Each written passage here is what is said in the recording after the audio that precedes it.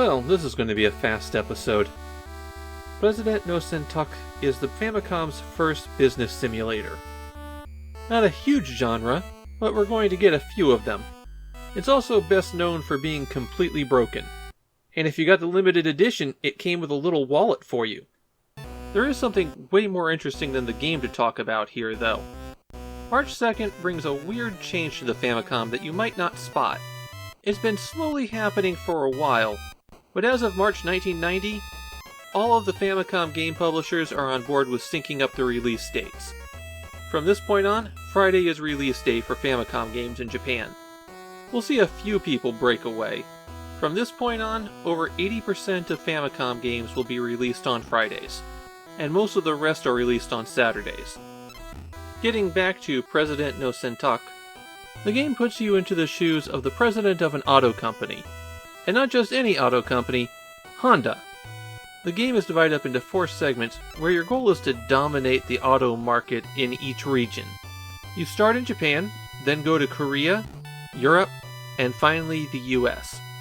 Along the way, you'll have to make decisions about what type of cars to manufacture, how you want your assembly lines to run, and what advertising you want to do. Of course, every decision costs you money. The art in the game is from Kenichiro Takai, a comic creator who specialized in gags about the business world. The way that the interface bar works, the first option takes you to where you make all of the choices about your business, and then the other options are so that you can quickly check the status. Every department in your business has an option underneath that first icon, and you have quite a few choices for what kind of cars you want to build and how you want to build them. And then throw that all away because there's one answer. In every single region, economy cars wildly outperform all other options. Also, having your manufacturing line run fast means that you crank out enough product that any problems that arise aren't an issue.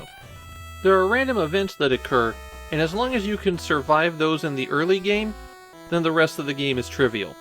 Because the strategies that you use to beat Japan are identical to the strategy you use to beat Korea, which is identical to what you do to complete Europe, and then you do it one more time to take over the US market.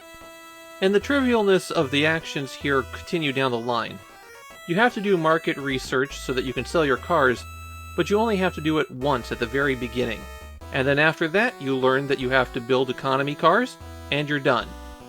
There is a problem with the interface. Normally, you hit the A button to go forward and the B button to back out, but on some interface screens, you can only go forward. And going forward will cost you money. You've got an option to spend on quality control, but even if you leave it at 0, it doesn't seem to have an effect. The biggest challenge in the game is keeping your labor costs down. You want to hire just enough people to run your line, and that's it. Feel free to read any kind of lesson into the self-destructive nature of corporations that you like there. Despite known for being pretty awful, President no Sentaku is actually kind of rare, especially with the wallet. It's not wildly expensive. A copy will generally cost you less than 3,000 yen, and that's about 2,900 yen too much for it. There is a learning curve here. It'll probably take you a few tries to get things set up and running properly. But then once you've done that, you've won the game. It's just a matter of advancing through time until it's over. And that is a pretty boring business simulator.